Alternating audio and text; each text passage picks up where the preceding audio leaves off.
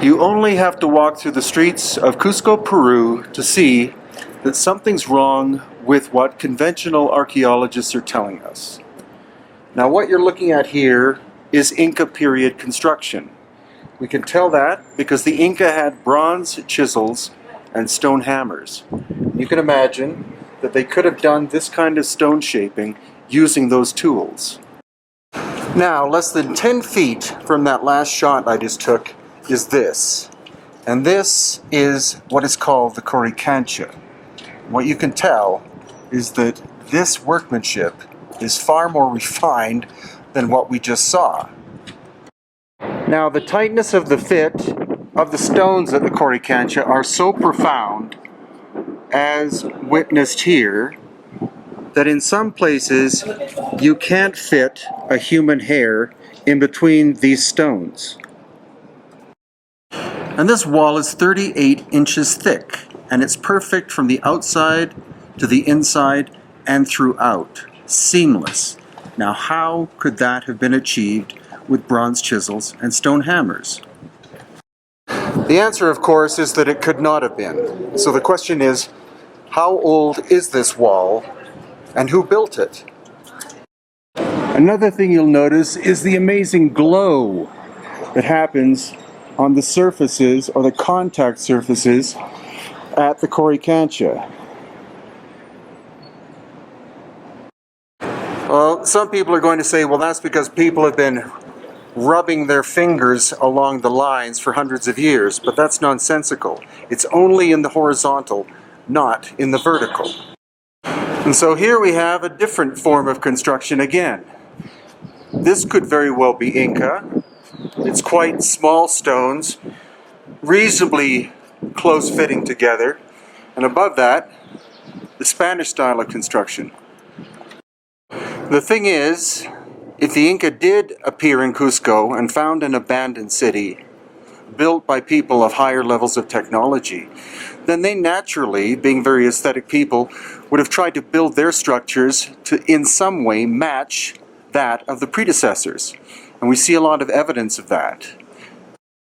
Now, the Inca attempted very fine joinery like this, as you can see, but if we look on the inside of the wall, like here, you can see that the fineness is only at the front. It separates out that way. So what they were trying to do was match the finish of the ancient work, but were not capable of doing it from the front to the back. So contrary to conventional thought, we're not looking at primitive work in the beginning and then advanced work later on. We're looking at advanced work first and then cruder work later. So the thing is, the Inca were a very stable society from their beginnings here in Cusco, about 1100 AD, until they were obliterated by the Spanish in 1533. So that would not explain why the construction style seems to be of higher quality lower down in a building and earlier on.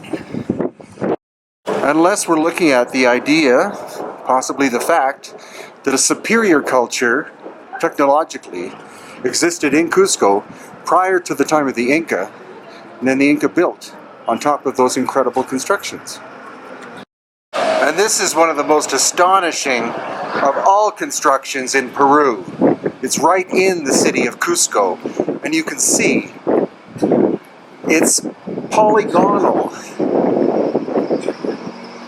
And it's incredibly hard stone. This is andesite, andesitic granite. How could they have achieved this? How could the Inca have shaped stone like this with bronze chisels and stone hammers? It's not likely. And the only reason why this wall still exists is that when the Spanish arrived, they looked at it, thought of taking it apart to build their own buildings. They just gave up because the scale of the stone was too big.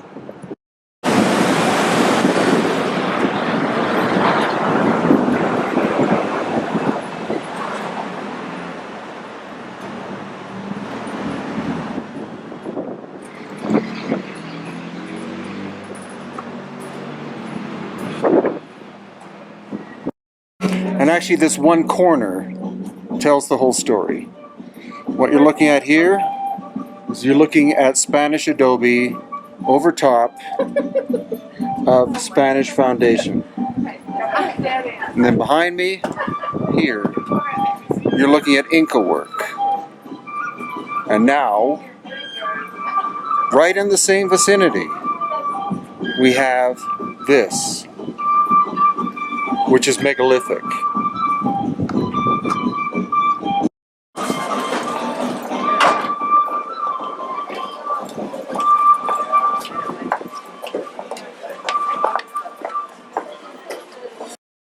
So what this is basically just a preamble to ongoing investigations of mine and others into the true origins, not only of the city of Cusco, but our history in general.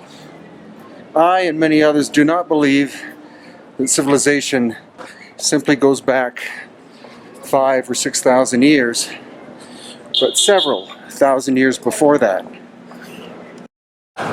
The story is getting far more interesting because we have geologists, engineers, oral traditions, and other experts who are telling us that what we're saying seems to be true.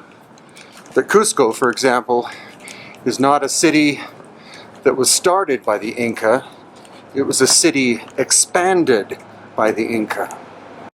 Oh, but anyway, mainstream archaeologists saying, yeah, it's just brute strength, manpower, and tedious chipping away at the stone. You would think it would take them, whatever, weeks just to do one little stone, like one big stone, I should say. But the whole thing of why those things are really there is still a mystery. And then you have the knobs too. Mm-hmm. What do you think, Brian? What's your what would be you got any explanation for that? Well, like David says, they literally in the 21st century, the modern archaeological explanation is that those pock marks were for shoving a tree trunk into to help lift it, right? And lift then, it up. Yep, shape it, bring it back down to fine tune it. And lift it up again, fine tune it again. a little bit more, drop it, keep lifting it, dropping it. But you'll notice that not all the stones have this either. Right. It's on maybe 10% of the stones. And other stones have, instead of that, a knob coming out, okay? And others just don't have any of that at all. Whenever you're working, in my mind, with 100-ton blocks of stone, 50-ton blocks of stone, Baalbek and stuff are 1,000-ton blocks of stone. Again, the mainstream's always like, well, it's just brute force and manpower, and you just get so many thousand people hauling a rock, you're going to move it. I mean, mathematically, you can figure that out. But the big question is, why are people trying to do something that is so obviously incredibly difficult? Okay, I mean, and even modern engineers are looking at this going like, wow, why would you even do this? And what I always maintain is whoever was doing this and how they did it, it was easy for them. Okay, it wasn't some very difficult thing to do, but something they could quite easily do. And that means, and let's forget about quarrying and cutting the stones, but just lifting them and moving them. And in my mind, that really takes some kind of levitation, anti-gravity, turning the stones weightless somehow, which could be with sound. And acoustics is possible, perhaps earth energies, your anti-gravity ray that just holds them and then moves them into place.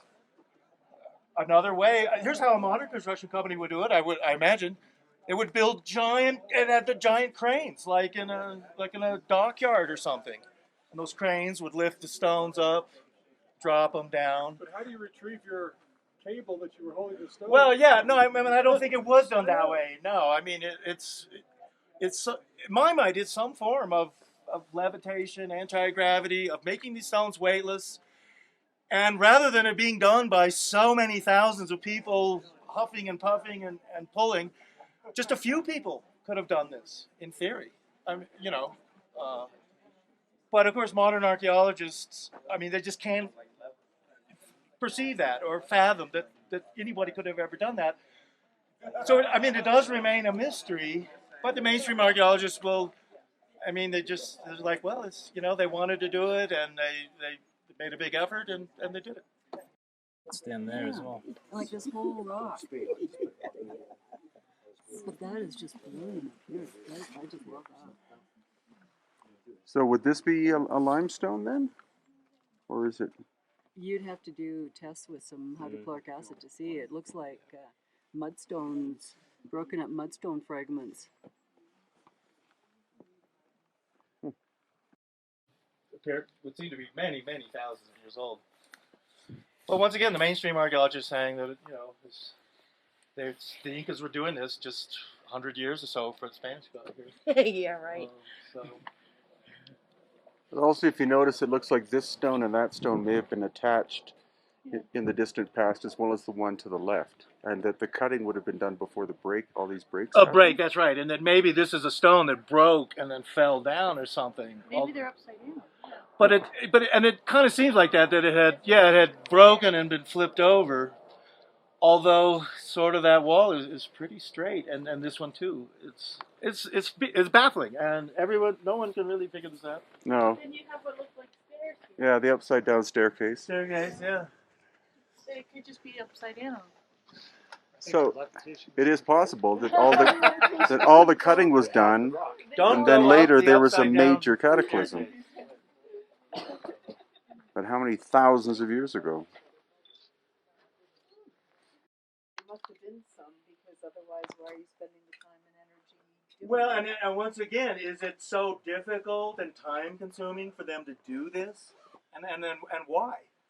Or was it some easy thing to do where they could? I mean, maybe some guy, one or two guys, just did this in a day. In terms of weathering, like of that surface there, do you have any idea how long it would take if it was once smooth and now it's so stippled? Cutting thing, and they use it in mining. But this is kind of interesting here, how they created If a that narrow initially was smooth, it was wall obviously here, boxed they're off. cutting it here, Uh-huh. they're Got cutting broken it here. off somehow. Right. So you take that broken off surface and then you weather it.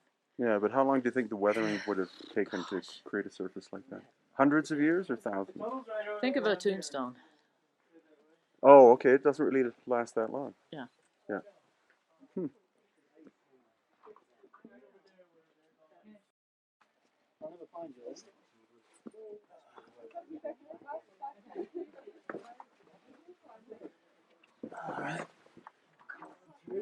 Yeah, crouch down low to start with. This first part's kind of low.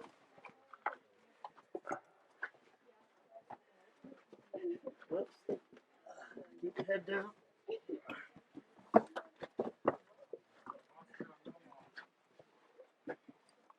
Who's your mama?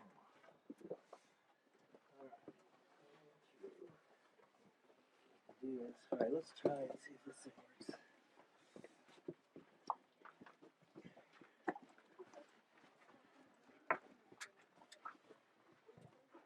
Aha, got my glow stick now.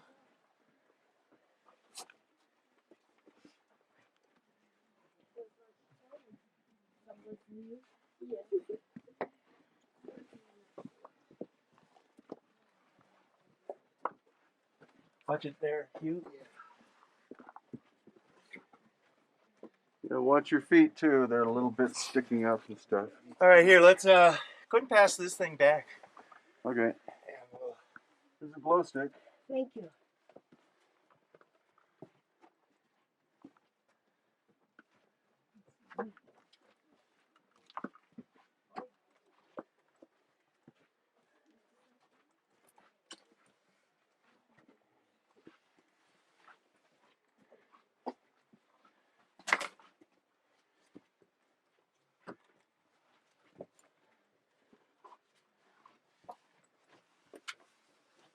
All right, and there's the exit. Yeah. Here, we'll stand here. So keep passing that glow stick back to people, okay? You're almost to the exit right here. Okay, stop then and let them catch up. Put people in the real dark spot. Good day, Glenn. I do. Good.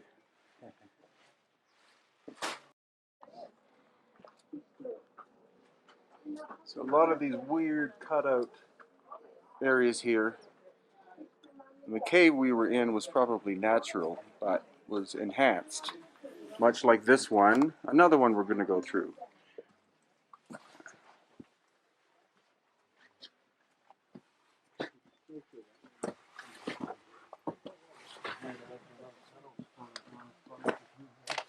Very tight. I'll get stuck. Oh, almost got stuck.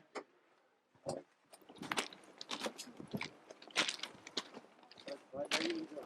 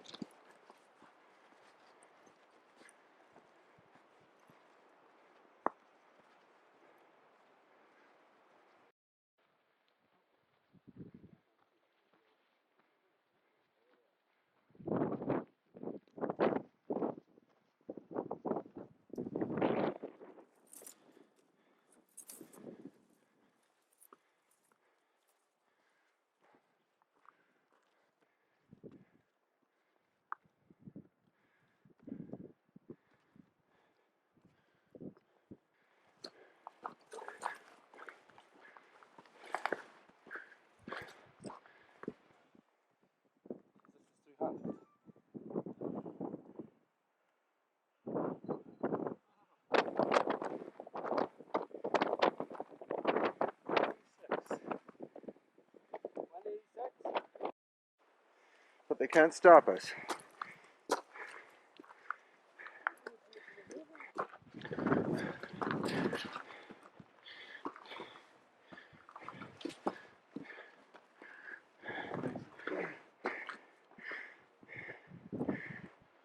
This and the other one, they look like something from the future, not from the past. Yeah, It's like out of Star Trek. it is. It's a Star Trek set.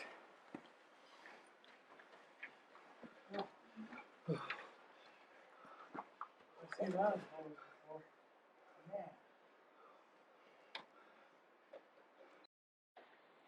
Ah, the portal. There are a few parts later. There goes the code. Worth it all. Here. Yeah, look at this. It's incredible. The ancestor, it was more old than the Incas. But the Incas, when they come here, they found this beautiful temple and they still were shipping here. Now, also, I have a shape here. Look at that is the eye. It's actually a big puma head. Yeah? Eye. That's middle here corners, always three. That was part of the ear part. But it's missing, of course. You can see clearly. Yeah, eye. That's been the mouth of puma. Where is exactly the connection? And these two protuberance here means connection, and that's the teeth of puma. Yeah? And that's probably a doorway also here. But that's in the local philosophy is called chacana, you know, the three levels of the world. So everywhere you will find, look at three corners. Three corners. The number three, it was not only Inca, it was more oldest. Yeah? About this window, it's another doorway. So in so many places, like at Puno, you will find kind of these doors. It was like a doorways as well. Probably they can make connections between that temples. Of course, this is not the real level of that. Most of this soil where you are standing up, so came from this hole. Also, it was nice ornamental place. It was. The people who climbed it, you saw really clearly some windows there, still on one side. So making excavation, probably we can find more evidence, more important things just here. So coming at night, I can, so many times at night you can feel energy running around here. Almost if you can by yourself, you can just, can be scary, yeah? Really, really strong energy here. Also when you are, only you here, you can feel energy. Now it's so impossible, but because we are a big group.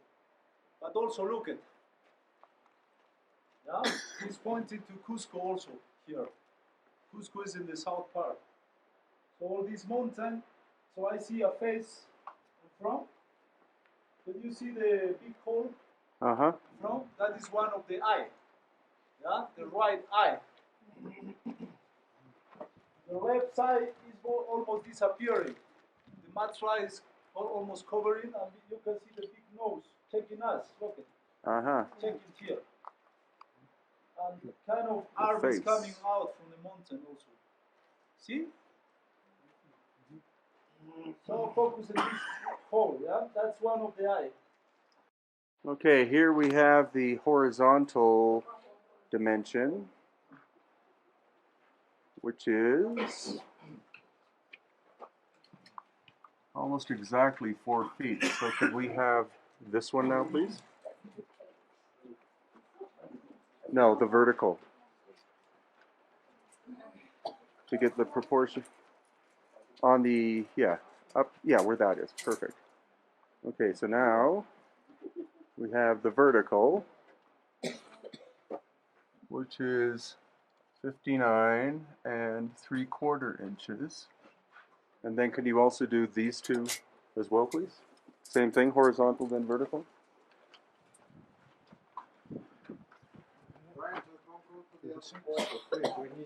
So 35 3/4 horizontal.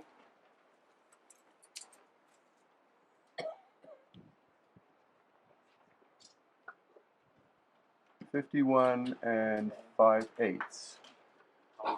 Do the bottom? So on the bottom, we have to know whether that's straight. yeah, we have an outside dimension of 49 3/8. So we have That's off. That's not this net was they didn't have that straight. okay. No, it's still 49 3/8. So it's a slight taper on the way down. Internal 37 1/4 inches. And then could we have the could you do the inside? Like this the depth. Very Here. hard with the curvature. That's okay. No, Actually, just a curvature. basic idea at the top. So here we have 18 3/4, and at the bottom 21. So there's an internal taper as well. Do you hear about el fenómeno El Niño happening in South America, in the Pacific Ocean? So probably this phenomenon killed most of these pre-Incas culture. But the Incas were prepared for that. They were really smart. And these people create this kind of storage house located mostly in the top of the mountains. Because why? In these places you can feel more strong windy. If here you said that the windy is really strong, imagine up there. How strong is that? Just to keep really fresh these crops, these dry crops. We're talking about dry potatoes, dry meat, dry corn, that they usually, in all these valleys, you will find the best corn of Peru. Really big white corn, almost 40 centimeters. And the grains are really big. As you can see, between January and February month, what is this, the right time to take this harvest corn, yeah? Between the larger building, could you focus on the large building up there? So on the left side, you can see a rocky side who has two cracks. Could you find it? So that's actually is a big face, yeah? Could you see the face? He is. So actually we already see this face in the mountain. Look at in the picture, yeah? First. Focus on the picture first. See the mouth and the eye. Look in the frame here. Look here. Look at the big building. Oh yeah, here I see. Yeah, that's Viracocha. Oh yeah. Okay. Yeah. Yeah? So actually the idea is to have this perspective of this face, yeah? So what the Incas represent here, it was the main god, the universal god called Viracocha. So actually, in the top of the head of this face, you can see a building. So this building, it was called Chuku, or ceremonial hat. Yeah, only the high-level people in that time used to wear in that things. So that represents that Incas probably want to represent the main god. Already this god is carrying all the granaries or storage house. The Aymara language, yeah, it means the same thing. Tunupa or Wiracocha. Wiracocha is Quechua word, and Tunupa probably is from Aymara language. Yeah, so still there is controversies about which language, if was Quechua or Aymara first. But the thing is that almost all the Andes here, or most of the people in the Andes talk Quechua. Yeah, and Aymara only a little portion of in the Lake Titicaca, the Inca side. Yeah, could you see? So this terraces has a nice shape. If you see in this next page, it's a llama.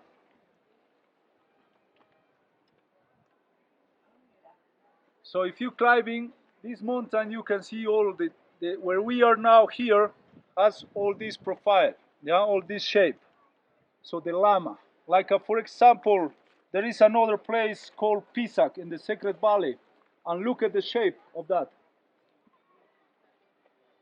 Machu Picchu, tomorrow we're gonna be there, and Machu Picchu has so many different shapes. Depend or according in which part of the mountains you are, you can see different shapes. For example, hummingbird. Once they died, so they have to go first their bodies inside of the earth, returning to the Mother Earth. But the soul or the spirit, they just waiting for the condor spirit who can carry this spirit until the celestial world, and they will reborn again through the Mother Earth. Yeah, that's why most of the sites here it was made by stone. That is one of the points.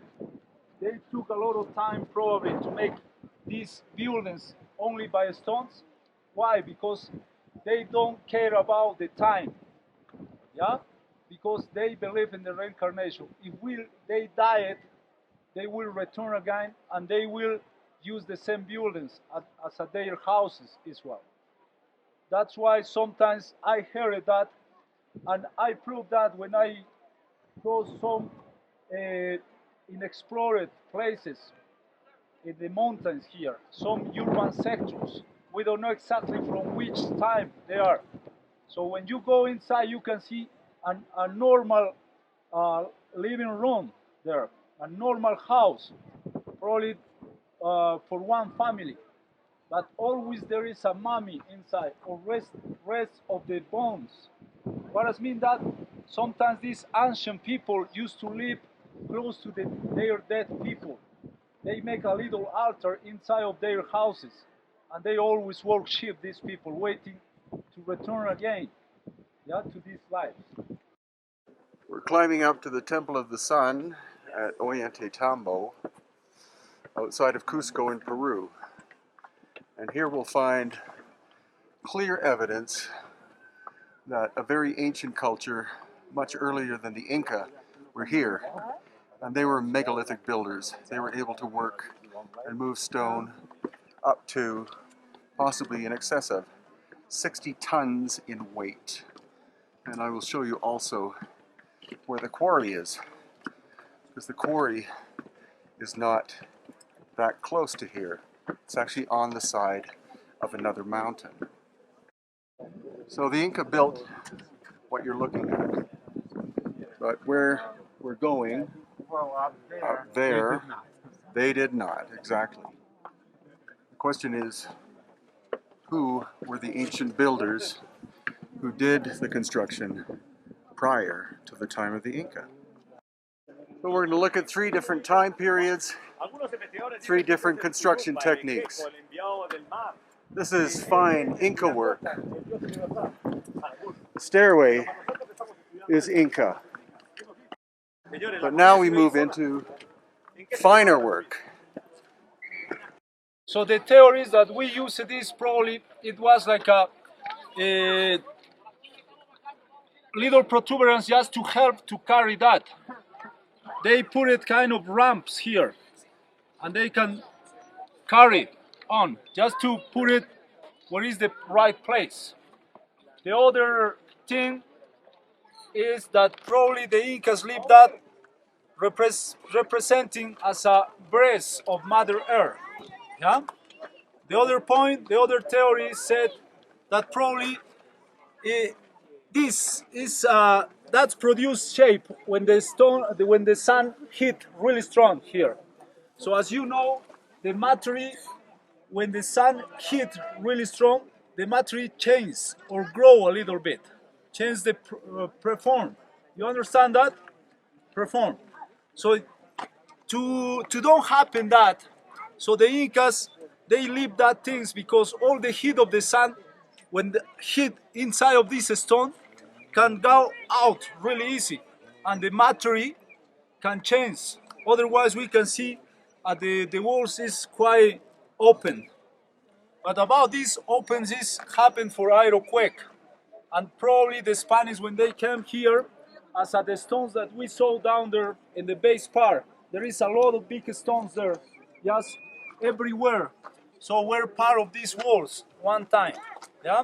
So the Spanish they pushed down until this place because the theories said that probably the Spanish want to kill everything that connect with the Inca religion, and that is Inca religion actually, yeah, really huge stones. So here you're looking at some of the finest stonework in the Americas and possibly in the world. And the thing is, if the Inca had built this, then why is the work above inferior? This is not the work of the Spanish or contemporary. This is ancient workmanship. The finest workmanship is lower, no evidence of tool marks whatsoever, and these curious knobs which appear seemingly randomly, but Rogelio, our guide, has come up with a very compelling theory based most likely on what his ancestors knew, and that's that these could actually be functional in terms of energy release to make sure that the wall remains stable as it heats up and cools down during the day. And if you kind of look at it, in some cases they're not random. This one would be in a very strategic place for expansion and contraction. Possibly that one too. But where we're going is even higher and even larger stonework. And again, the conventional idea is that the Inca had a bunch of slaves who did this. It's far more likely that we're looking at evidence of an ancient lost civilization, possibly called the Peruvians. Now the question is, how was this work done? And it wasn't done using conventional tools. I think what we have here is an example of a stone being cut, but it was never completed. You see the groove that runs through the stone is incredibly even. It's not a crack. I think this is evidence of the ancient machine that was used to cut it. This is one block weighing at least 40 tons. And you have to stand back in order to actually see it. But also the seam, you see the seam between the top one and the lower ones. You can take your fingers and run them back and forth and it's like glass. So this was not done using bronze chisels and stone hammers. This is definite high technology, and that the seam is so tight it goes straight through that stone more than 2 feet. And so as an overview, we have this incredible megalithic size of work here. Below it, incredible precision, mortarless construction.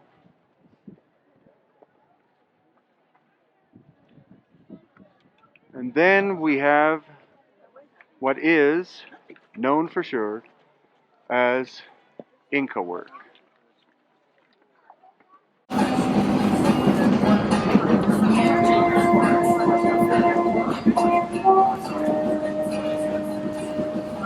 by a group of Swiss, French, and Dutch hikers. This is a perfect pyramidal mountain, and it has a very high difficulty level for the climbers.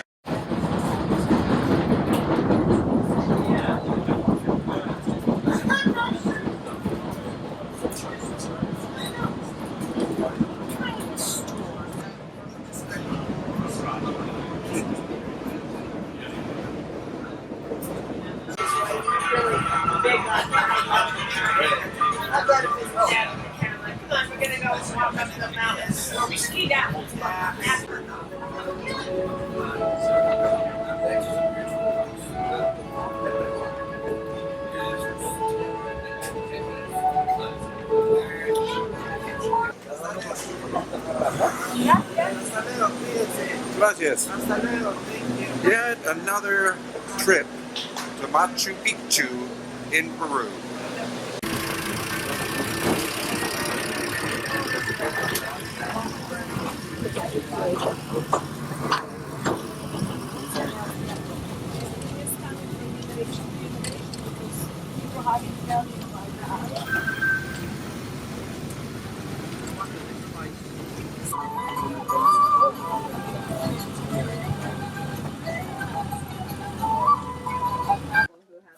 Local guide, Oh, really? so They were so got to borrow her.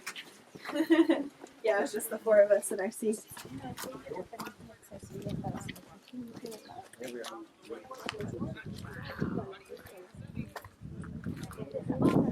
The places they use pre-Inca foundations, but in this case, yes, they found huge rocks in whole mountain because they use local stone here. Because we are into the white granite rocky formation. The location here is perfect because we are into the Apucuna. Apu is a mountain and Apucuna mountain.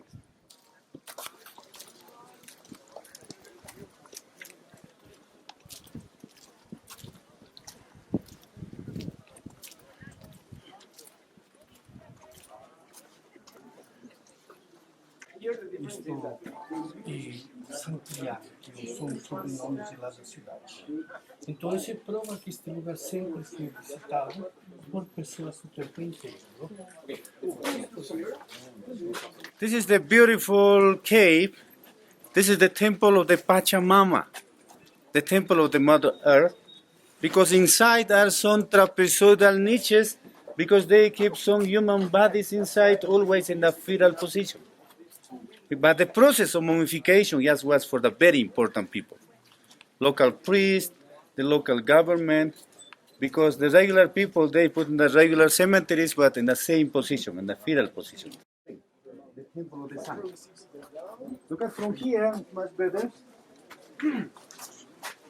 Wooden door, security system like this. And this is one rock. Look at the trapezoidal shape here.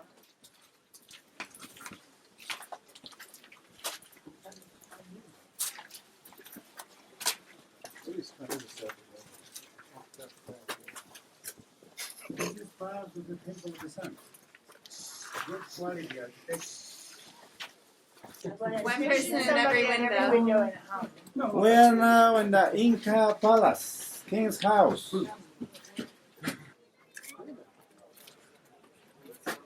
Is that window anything by design or just?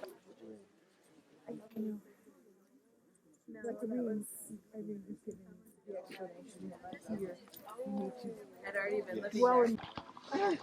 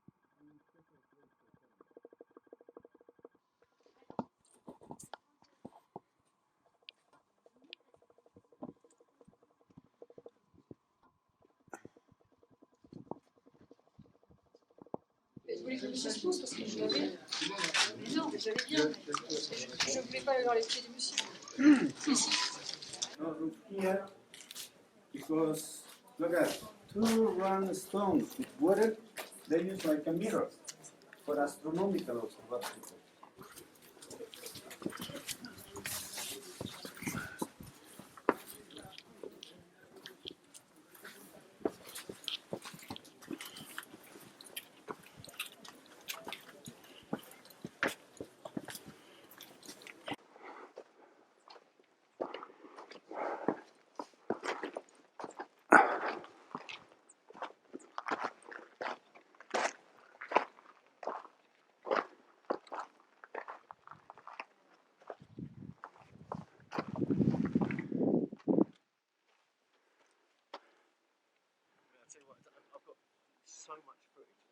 So we're at Sillustani, which is southern Peru near Lake Titicaca, elevation 13,000 feet. And what you see behind me are the remains of a damaged tower called a chulpa. Now, most mainstream archaeologists will contend that these towers were destroyed probably by the Spanish for building material, but I will show you evidence, as in that you just saw as well, that this was the scene of a massive explosion several thousand years ago.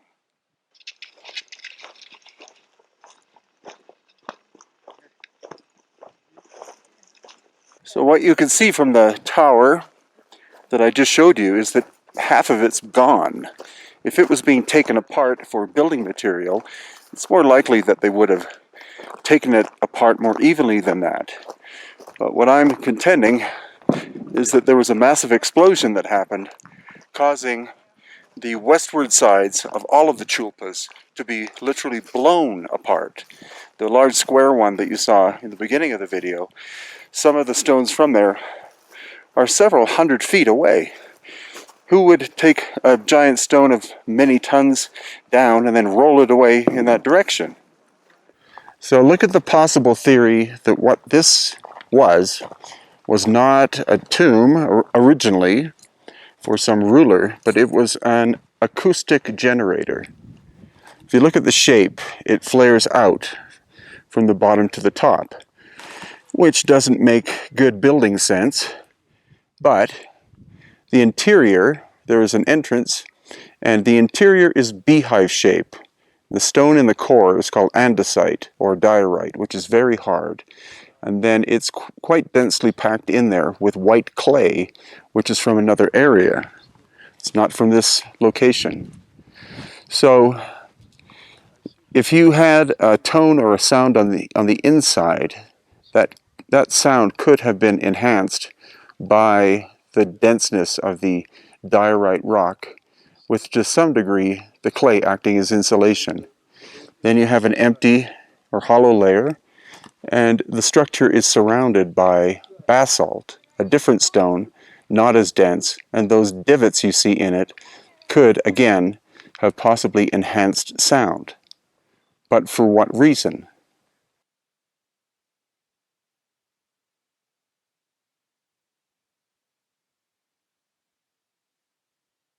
Battery on the meter, it completely just drained it. Meaning that this is a highly energetic area? It means it needed that battery energy. Yeah, they'll take the energy it will add. All energy needs a pathway. So what the theory is that battery drain, the energy off of these join the present energy. So let me just switch out some batteries and see what we get. Okay. So earthquake damage would have caused more or less even, I would think, damage to all sides of this structure, but it's mainly on the western side that the destruction happened. So that seems to be that some kind of force moved from east to west. That could have been an earthquake, or possibly something else.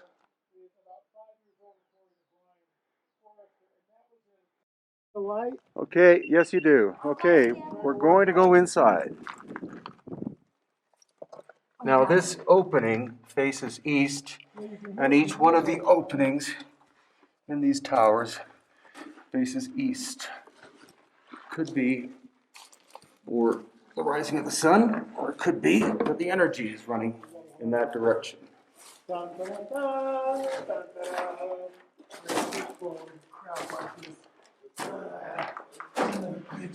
It's too dark in here to really record anything. No, The sound LA, there's in nothing here in here. You're is good. quite amazing. We're good. Absolutely nothing. I did check for bats. There's nothing. Oh man. We're good.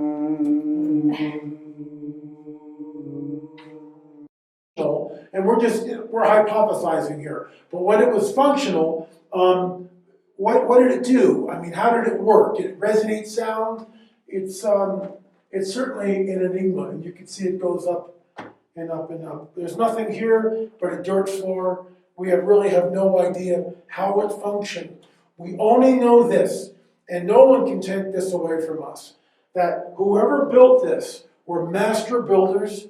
They did it with such precision. They did it with a deliberate skill and a deliberate purpose. They had an end in mind, and they hauled stones from miles away to construct a very specific shape. So, I don't really think it was to bury the king or a few mummies. In my opinion, this was some sort of a transmitter, perhaps, of energy. No idea. But it's all been lost to us. And we only have what the signs tell us in the park, which we don't believe. So there's often a presumption by the general public and by academics as well that older cultures, as in pre-Columbian cultures, were more primitive than us because they didn't have cell phone technology or something. But what we've witnessed here is that you have megalithic builders in this area, we don't know when, several thousand years ago, who had the technology of being able to build these massive chulpa towers. And lightning rods have actually been set up on this hill in order to ground any lightning that occurs here, because this area is very susceptible to lightning. Not just because it's a higher hill, it's not as high as the surrounding area, but it could be the residual energy that is present here in this site that causes the lightning to want to strike here. What we're looking at, I think, is an example of lost ancient technology, the capability to not only sense, but possibly even harness the subtle energies of the earth and utilize them, if for nothing else than for the storage of seed, because even the local stories here state that if you put seeds in a round building, that the products that you get from those seeds is much of greater quality and larger than if you put them into a square building. So it's quite intriguing, if for no other reason than for agricultural purposes, but possibly for more esoteric or even other pragmatic reasons. One little postscript thing is we did find the andesite quarries.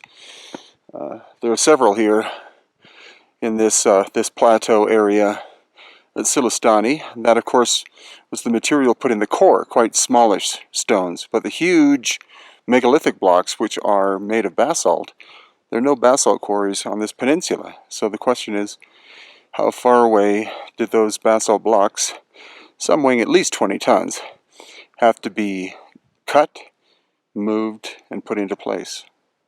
The mystery continues.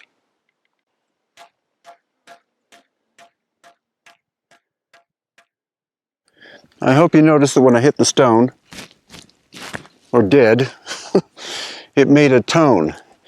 Now this is the debris field from the chulpa that you see in the background. It's highly unlikely that these stones were taken apart from the chulpa itself.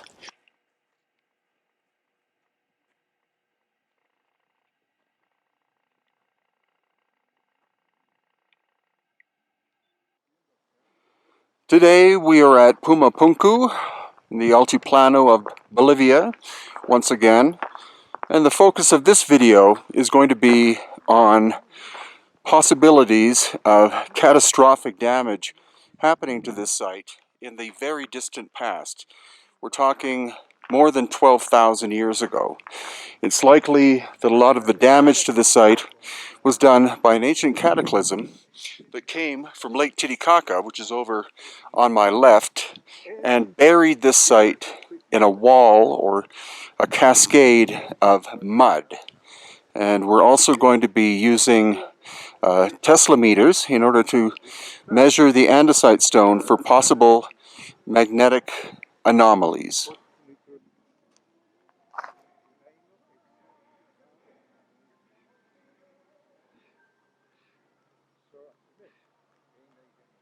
This is an excavation that was done, going down 2 to 3 feet, and all of these stones were found in place and in situ. So the question is, what would happen if they dug even deeper, which they so far have refused to do?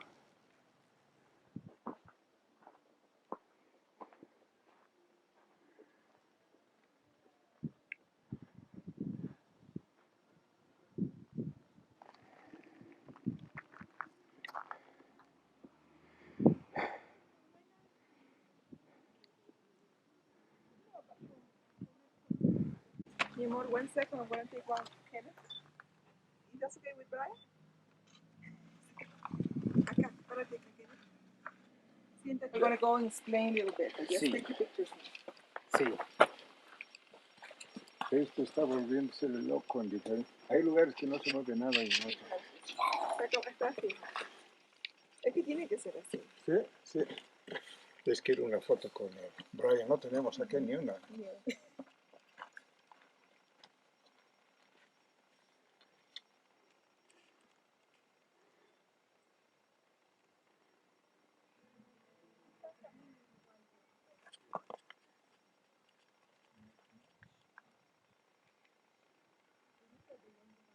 This is one of the most intriguing stones at Puma Punku.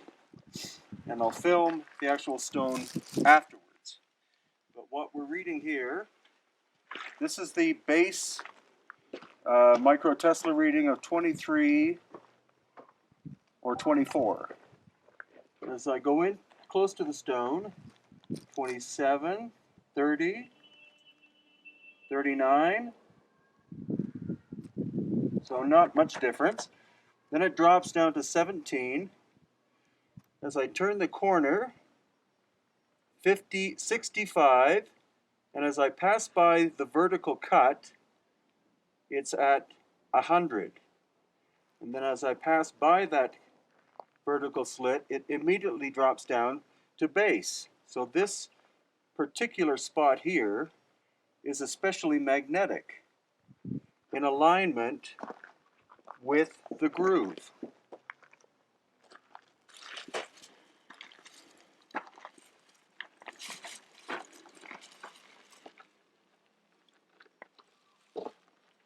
We also took calipers here, and these holes, which are all the same diameter, are perfectly spaced. And this groove is perfectly aligned to the edge of this surface going down. And the flatness is believed by some who have measured it to possibly be within 2/10,000ths of an inch of being laser perfect.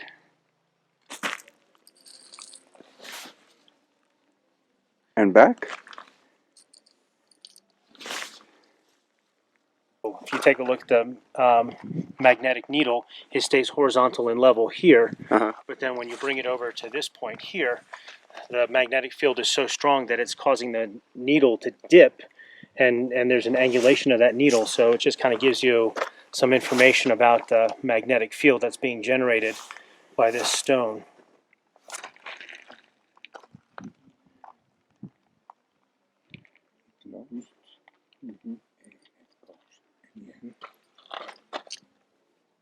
So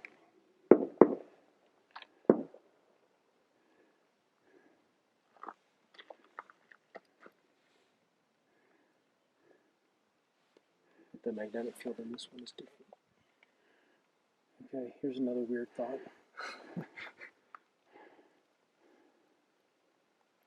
They'll move it, or the magnetic fields are incidental due to the forming of the stones. So they did use magnetic fields in the past.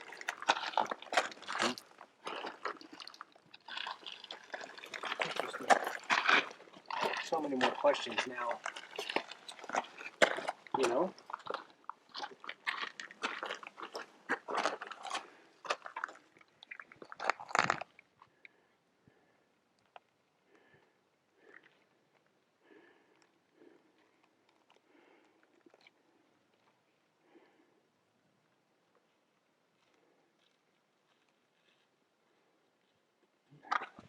I'm now going to film with the Gauss meter across the face of one of the H blocks.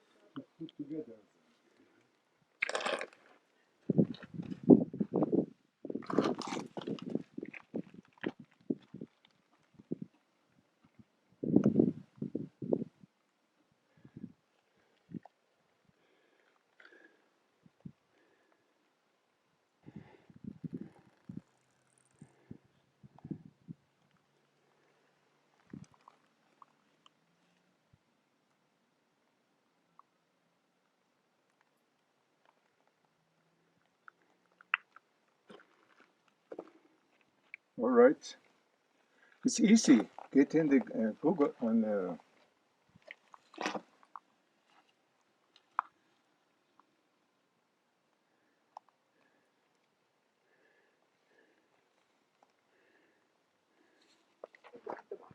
So that's pretty amazing that on the outside left edge of the H block, the Gauss meter was reading over 400. And then when it got into the center of the H block, it went down to like 10, 20, or 30, and then back up, and to the right, it goes back up over 400. So is that the nature of the andesite stone itself, or is it the actual shape that is causing this quite dramatic alteration in the magnetometer's registration?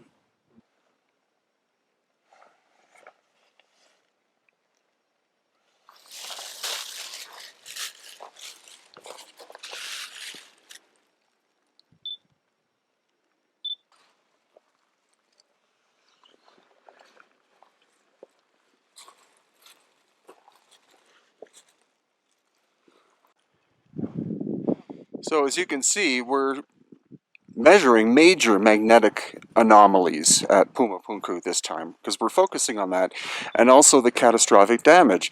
I'm inside one of the channels of excavation, and you're going to see some stones in here that look like they were thrown around like they were styrofoam.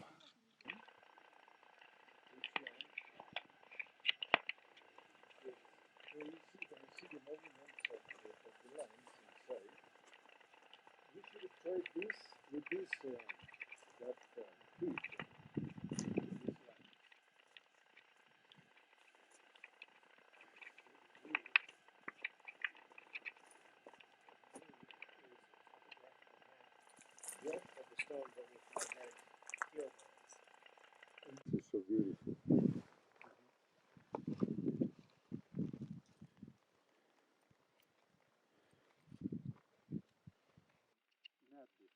The Incas appear in this side after the destruction.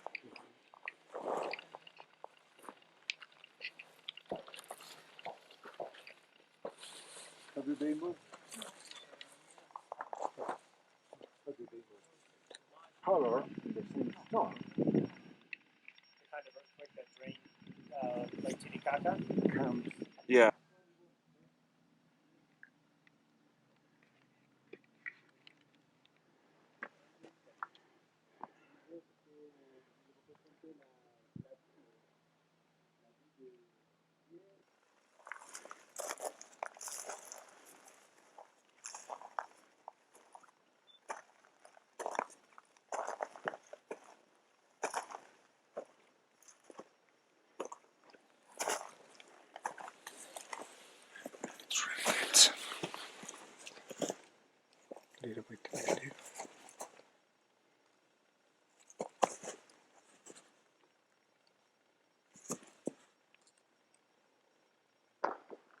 So this is the perimeter of Puma Punku. And what you have is the first 4 levels are red sandstone. The quarry is 8 miles over those mountains.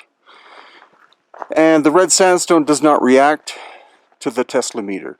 But then the 5th level is the andesite, and it was going, or is going crazy with the Tesla meter on it. So it's almost like there may have been that the 5th level was like an energetic band that went all the way around the complex. That's news to me.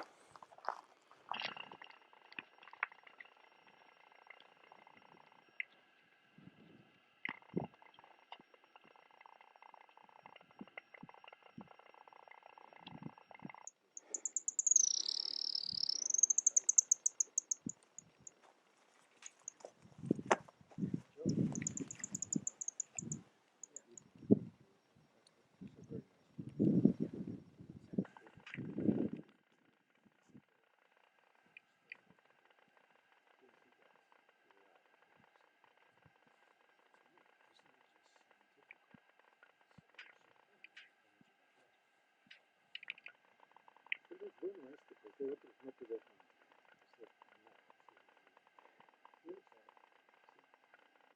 nada. 12,000 years ago, this bottom step was where Lake Titicaca rose up to. So is it possible that this ancient staircase, which is so heavily eroded, is in fact the staircase that led to Lake Titicaca, which is now 7 miles that way?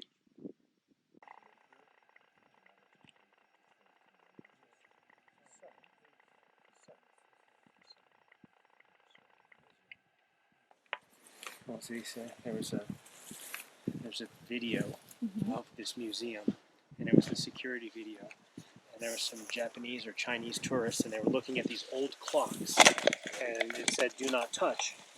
And it said, "Do not touch." And